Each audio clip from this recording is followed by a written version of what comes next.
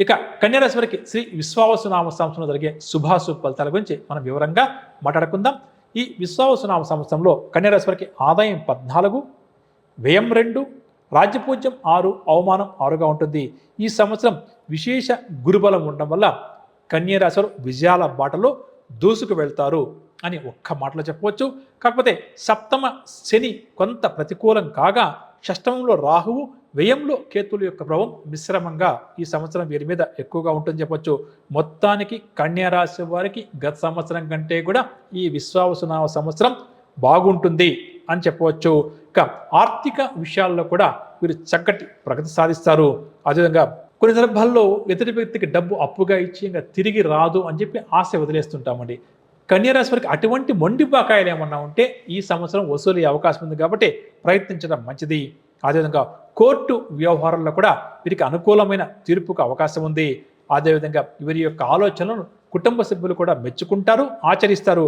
కొన్ని సమస్యలు ఏవైతే కొంతకాలంగా బాగా వీరిని పీడిస్తున్నాయో ఆ సమస్యలు తీరి ప్రధానంగా మానసిక ప్రశాంతత ఈ సంవత్సరం ఈ రాశి వారికి చేకూరుతుంది. స్థిరాస్తి కొనుగోలు ప్రయత్నాలు కూడా ఫలిస్తాయి. ఈ ఏడాది గృహయోగం, వివాహాది శుభకార్యాల నిర్వహణ వంటి వాటి కోసం ఖర్చులు ఎక్కువగా చేయాల్సి వస్తుంది అని చెప్పవచ్చు. ఇక ఈ రాశి నిరుద్యోగులకు మంచి ఉద్యోగం కూడా లభిస్తుంది. విద్యార్థులు కూడా ఊహించినటువంటి ర్యాంకులు రావడం వల్ల సంతోషంగా గడుపుతారు. వ్యాపారకుల వరకు కూడా మంచి లాభాలు చేతికంతాయి. అదేవిధంగా వ్యాపారస్తులకు భాగస్వాములతో వివాదాలు ఏమంటే కొద్దిగా కూర్చొని ప్రశాంతంగా మాట్లాడుకుంటే ఆ వివాదాలు తీరుతాయని చెప్పవచ్చు. ఉద్యోగస్తులకు తాము ఊహించిన దానికంటే కూడా అధికంగా లబ్ధి చేకూరుతుంది. పారిశ్రామిక రంగం వారు నూతన ప్రాజెక్టులు ప్రారంభించే పనిలో నిమగ్నమవుతారు. ఐటీ రంగం వారికి ఈ ఉద్యోగ జీవితంలో చెప్పుకోదగ్గ మార్పులు ఉంటాయి. రాజకీయవేత్తలు పదవులు కూడా వరించే అవకాశం ఉంది.